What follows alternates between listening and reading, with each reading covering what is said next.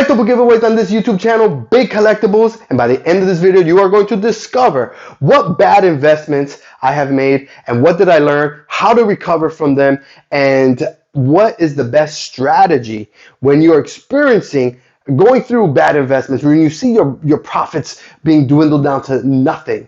So if you like this type of stuff, if you like free stuff, we're constantly giving stuff away, drop a sub, drop a like, and jump in the Discord, link in the description. We talk all things collectible related. Predominantly, we talk about Veve Nfts, but we also talk about Opensea NFTs, physical collectibles, a little bit about everything, really. Okay, so and by the way, link in the description for the big collectibles and Dokta Strange NFT projects. So we are looking at something interesting here.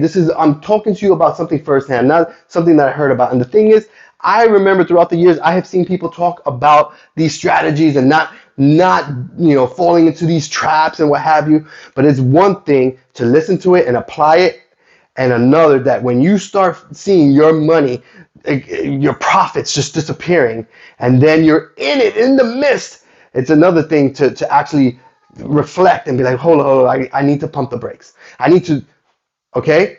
So again, this is not going to be new news if you've been around the block investing for any amount of time. But even with me, that I already knew this stuff, I'm going to talk to you about my mistake. Okay, we're talking about Ethereum. 2017, December, my entry investment was $470. It was about $1,600. $470. Everything went well for a couple of weeks. Then, boom, 2018 hit. By the time December, 1 year later happened, it was worth $90. Somewhere between here and here, $470 and $90. I went in and invested more.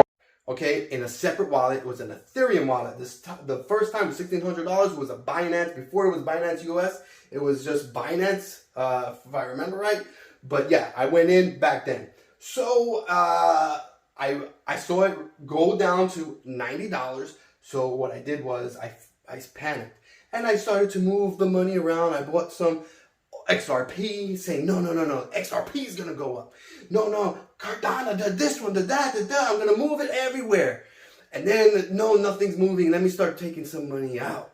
Go buy a sandwich or something, right? So that was the problem. And then remember, I had a little project going on that what it was is not important, but it caused me to. I needed to create an Ethereum wallet and put money into it. So I did. It was in my laptop, had that all set up, whatever, forgot about it. Boom, 2019 comes, I don't even pay attention to anything crypto. I'm so mad that I saw my investment dwindle down, and it went even worse. It went even worse because once I started moving into the altcoins, it was even worse, okay? So, and then obviously I took some money out, blah, blah, blah. 2019, I don't even know what happens with my account, but it's 141. It goes up from 90. Whoop-de-doo. 2020, 659. So if I would have kept my money in, I would have made a profit. If I would have just waited, been patient.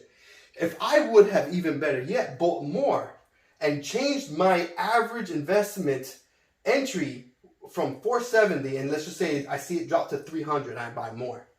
Then I see it drop to 250, I buy more. I see it drop to 200, I buy more. It drops to 150, I buy more. 100, I buy more. 95, I buy more. 90, I buy more.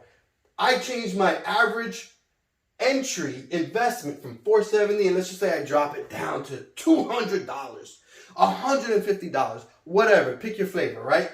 But the point is, you lower it from there to whatever, right? Let's just say we lowered it to 200. Then what happens is, when this recovers, you're closer to getting your profits back.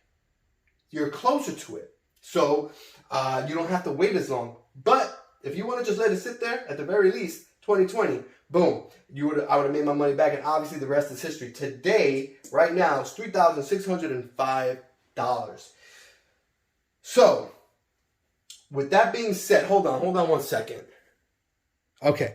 All right, just wanted to check something. So, forgive me for walking away from the camera for a second there. So, this is what I learned. These are different strategies. Everybody says, oh, yeah, you need to do this. But then when you're in it, when you see your profits going to nothing. You see you in the red, your account going deeper into the red. You start acting irrational. You start seeing zombies, you know, in the street. You start seeing just psychedelic pigs flying and horses flying and just craziness. And you're just like, oh my God, sell, sell, sell. Pump the brakes. You got to just relax. So now another issue that I had, another bad investment that I should have applied this was the housing market. I had a few properties when everything, the bubble popped, right? When the housing market crashed. Now, the first one was like 180-ish, and that I lost thousands because I got rid of it for less than what I paid for it. Then the next one was, I got it for like 150, and I sold that one for 100 flat. And obviously you do the math there. In the red, in the negative, and then I had a little, like a condo deal, and that was like 84, and I sold that one and took a hit on that. So you do the math there. That's just not how you should be doing business. Took a hit. Why? Because I thought Armageddon was coming. I thought there was meteors coming to the planet. We're all gonna die. I need to sell this. This is what happens. This is what happens. I'm like, sell, sell, sell. I should have, in hindsight, found some renters. Now, one of them was rented, but it was a nightmare, a really bad renter. But that's a subject for another video. So the thing is, I should have just weathered the storm, rented it out, did what I needed to do, and waited till today where all those 3 properties are worth way more than what I initially bought them all those years ago. So I want to mention that again. Should have just sat tight, pump the brakes, relax. Dad, my father, he had Verizon stock, over $100,000 in Verizon stock. He retires because that's the company he worked for, and he decides to start wheeling and dealing Verizon stock. And guess what? He took a huge hit on that 401k that he had going on, that the Verizon stocks that he was given. And so it was tough. It was a really tough hit for him because again, he got caught in that whole big mess. And now an important lesson that we need to learn from that is also that stocks can go to zero. So if you go and you keep putting more money in, like as I mentioned, again, I'm not a financial advisor. I don't know the future. I'm just giving you experience from me. Another bad experience is, there were stocks that went to zero. So you need to be aware of that. This could go to zero.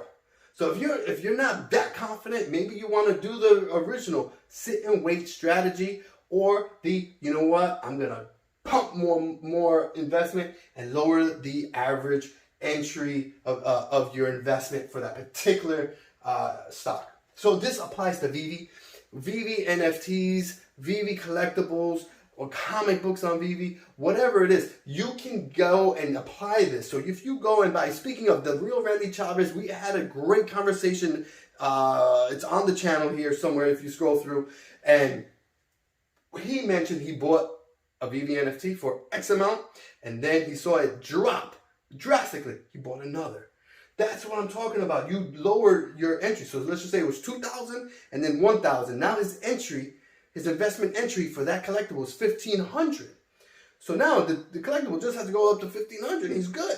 He at least made his money back versus having to wait for it to get to 2,000. Maybe get two more at 1,000.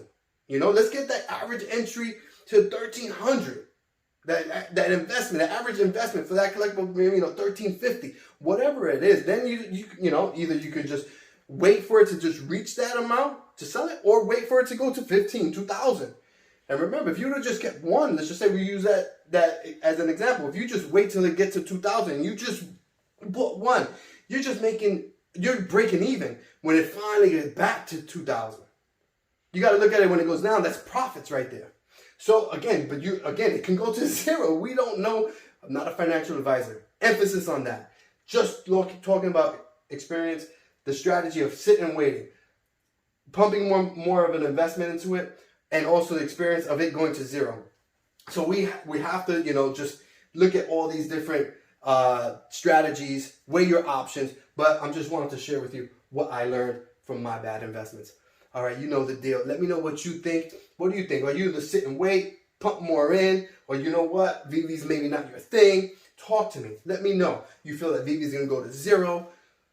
You know what? And I only spoke about Veve NFTs. What about Omi? Omi, my goodness. This, I mean, are we going to be the type that, oh man, I should have, you know?